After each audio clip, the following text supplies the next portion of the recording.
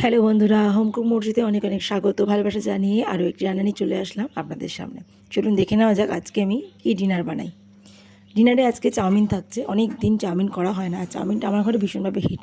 সাধারণত ব্রেকফাস্টে করি, আজকে ডিনারে বানাচ্ছি চাউমিন। তো চাউমিনটা তার জন্য ভালো করে সেদ্ধ করে জল ঝরিয়ে রেখেছি।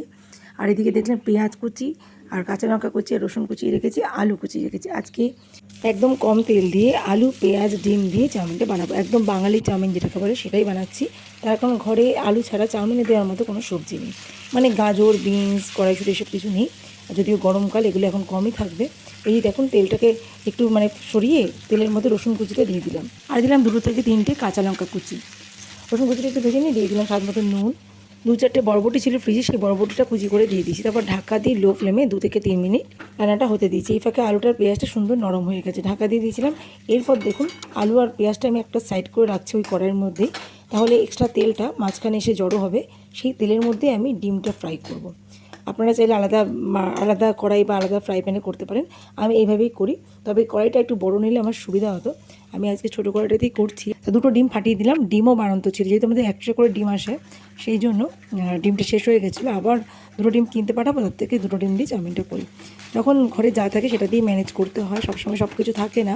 আর সেটা না হলে যে রেসিপিটাই হবে না তার কোনো মানে নেই। ঠিকমতো রান্না করা গেলে অল্প জিনিস দিয়ে কিন্তু সুস্বাদু খাবার বানানো যায়, তাই না বলুন? তো এখানে আলু ডিম সব কিছু ভেজে নিয়েছি। আর তারপরে দেখুন একটু চাউমিন মশলা দিয়ে দিলাম। এটা একটুখানি দিলাম, এখন পরে আবার একটু দেবো আমি। এই চাউমিন মশলাটা দিলে কিন্তু চাউমিনের সাথে রেস্টুরেন্টের মতন চলে আসে, খুব ভালো লাগে।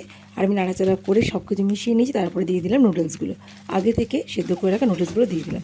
আর একটা কথা, এখানে নুডলসগুলো আমি সেদ্ধ করেছিলাম যখন, জলের মধ্যে স্বাদ মতো নুন আর অল্প একটু সাদা তেল দিয়ে নুডলসগুলোকে সেদ্ধ করেছিলাম। ওইভাবে সেদ্ধ করলে নুডলসগুলো ঝরঝরে হয় আর একটার গায়ে একটা লাগে না। আর আমি 2 ভাগে নুডলসগুলো ছড়িয়ে রেখেছি, জল ঝরিয়ে রেখেছি, যাতে জড়ো হয়ে না যায় আর গরম বাষ্পটা তাড়াতাড়ি করে বেরিয়ে যায়। মানে 2 ভাগে রেখেছি, 2টো জায়গা আলাদা আলাদা করে। এবার অল্প অল্প করে সমস্ত নুডলসগুলো দিয়ে ভালোভাবে মিশিয়ে নেব। তো খুবই কম তেলে করলাম দেখলেন। আর আমি রাইস ব্র্যান অয়েলে রান্নাটা করছি আজকে। এখন সয়াবিন অয়েলটা খাওয়া ছেড়ে দিয়েছি, সর্ষের তেলটা ব্যবহার করি আর রাইস ব্র্যান অয়েলটা খাই। তো যাই হোক, সব কিছু ভালোভাবে মিশিয়ে নিচ্ছে। আমি তো ভেবেছিলাম এত কম তেলে করছি, চাউমিন সাধারণত এত কম তেলে আমি করি না। প্যাকেটের মধ্যে যেটুকু চাউমিন মশলা ছিল সেটুকু দিয়ে দিলাম। এটা চিংসের চাউমিন মশলা, এটা কিন্তু দারুণ ফ্লেভার আসে একটা। আর দেখুন এই সময় দিয়ে দিলাম সোয়া সস। এই সোয়া সসটা দিলেই একদম রেস্টুরেন্টের মতো কালার চলে আসে, একটা কালচে কালচে ভাব চলে আসে। তবে রেগুলার যে আমরা ঘরোয়া চাউমিন করি, মানে আমি যেটা করি, তখন কিন্তু সোয়া সস ব্যবহার করি না। আজকে ডিনারের জন্য বানাচ্ছি, তাই ভালো একটু দিয়ে দেখতে ভালো লাগবে। এমনিতেই কোনো রকম সবজি দেওয়া হয়নি। সোয়া সসটা দিলে কালারটা একদম রেস্টুরেন্টের মতো আসবে, আর সবাই আনন্দ করে খেয়েও নেবে। খেতে কিন্তু দুর্দান্ত হয়েছিল। তো যাই হোক, এখানে চাউমিনটা আমার রেডি। তো তোমরাই বলো দেখতে কেমন হয়েছে, কত কম তেলে রান্না করলাম, কত সুন্দর ঝরঝরে একটা চাউমিন রেডি করেছি আমি। এর মধ্যে একটু সবজি থাকলে একদম পারফেক্ট হয়ে যেত। এবার ওপর থেকে একটু শসা কুচি পেঁয়াজ কুচি ছড়িয়ে দিলেই হবে। আমি শসা কুচি পেঁয়াজ কুচি খাই না, আমি একটু পাতিলেবুর রস চিপে নিই ওপর থেকে। কি খাচ্ছিস? চাউমিন ভালো হয়েছে, দারুণ আলু পেঁয়াজ দিয়ে করেছি শুধু। ডিনারটা ভালো লাগলো, সেরা। অনেক অল্প তেল দিয়ে করেছি। বন্ধুরা আপনারা তো দেখলেন ও কী বললো, খুব ভালো লেগেছে। আর আমার হাজব্যান্ডও খাচ্ছে, উল্টো দিকে বসে আছে ও।